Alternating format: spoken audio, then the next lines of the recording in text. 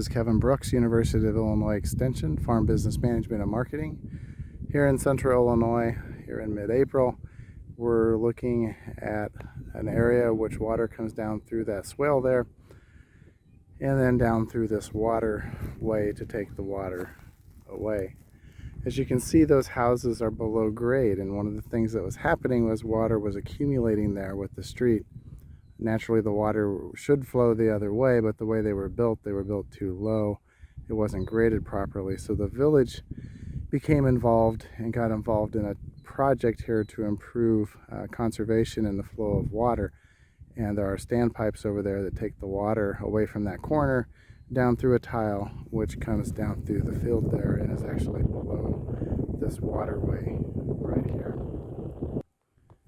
Looking the other direction, we can see the waterway, which the water goes down through it. As you can see in the middle of the picture there, if you look closely, there's a standpipe to take water underground. But the water then will naturally flow on around down through that waterway between those two hills. And the water then goes over by where those trees are and outlets on the other side where there are houses. And the village was having trouble with flooding there from the amount of water that was coming down through this valley. So they wanted to get involved in a system here that would help the situation to where the houses would not be flooded. And as we look over here, there's a terrace that was built. Generally, we don't see a lot of terraces being built there in Illinois as much as we did back in the 70s and 80s. Why? Because we're using more conservation tillage. The terraces were designed to slow down the velocity of water, which would then cut into the soils and carry the soil away, which eventually causes nutrient loss and also eventually getting down to the Mississippi River, which is a long ways away, but through our water system here, it goes to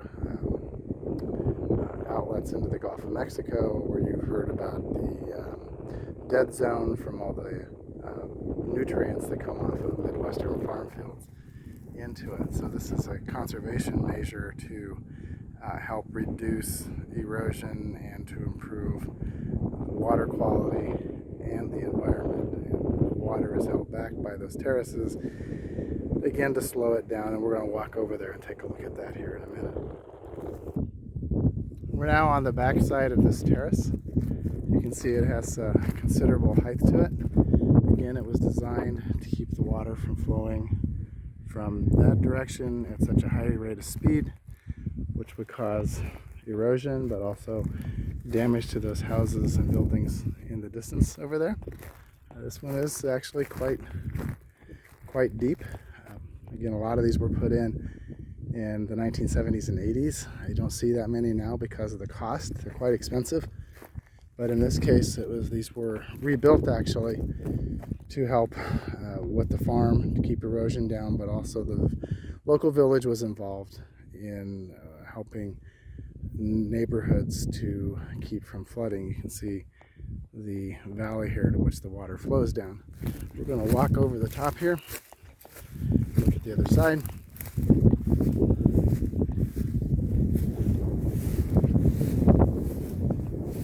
And what we can see there is a standpipe. The water comes down the hill. It accumulates here. But on a heavy rain, it will form a pond, which will gradually, the water will get away by going underground through that standpipe there. You see, this is an extensive terrace. There are a couple of more over there. Again, they were based on soils and the elevation changes and the amount of water that would come down through there. So this is pretty extensive. A lot of work and thought went into this particular project. I mentioned here, this is a cut from the water coming down. Again, why we want to slow down the velocity of water, but sometimes it's just difficult. Maybe someday they'll extend this into a waterway, maybe NCRP. It's already been extensively done. But this farm, this field will be planted directly into corn without doing any tillage, so that soil is disturbed the least amount possible. It used to be back in the days of moldboard plowing and lots of disking, the soil was pulverized, turned over, and it could more easily move as compared to today when we're using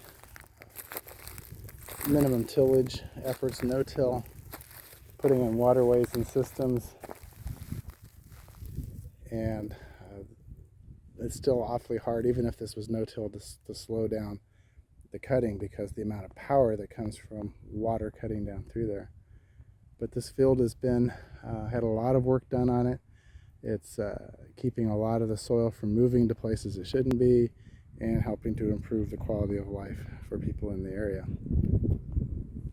Okay, I'm now at the upper end of the field that has the terraces, which are actually on over the hill right there, looking back at the municipality. And as you can see, this is an area here that the water wasn't able to get away, and it was flooding homes here in the background. What you didn't see before is that the hillside actually is extended out into the neighboring field quite a ways, so there's a lot of water that comes down from there, and it would collect here and flood houses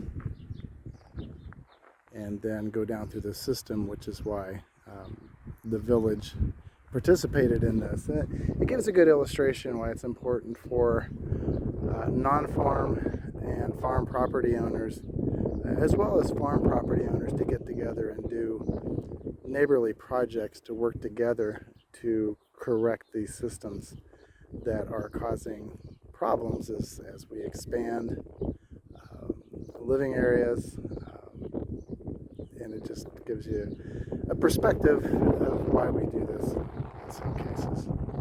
But it's not easy to get neighbors, farmer and non-farm alike, and villages, municipalities to go together on joint projects. Now we're at the low end of the field of this big project that was put in place. As you can see, the expanse there, the amount of water that comes down the hill.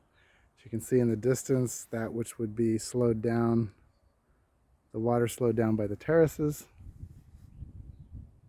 And as you might remember, up on the other side of the hill, there's another hill that goes quite a ways. There's just a lot of water that drains down through here. For a large part of it, it comes around from over that way, kind of snakes around here to the low spot, and we can see some other terraces built there in the distance.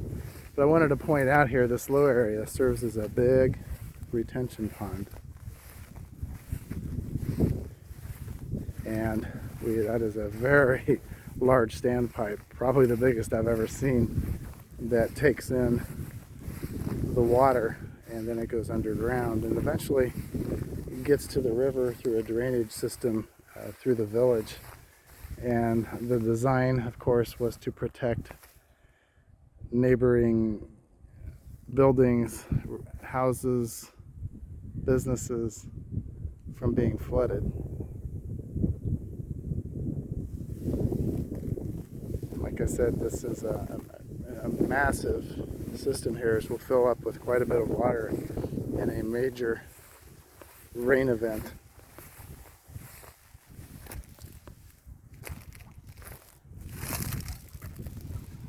You can hear the water, maybe even see it down below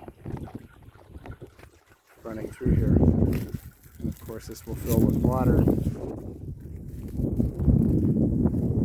in the event of a major rainstorm. This will get quite deep in this location.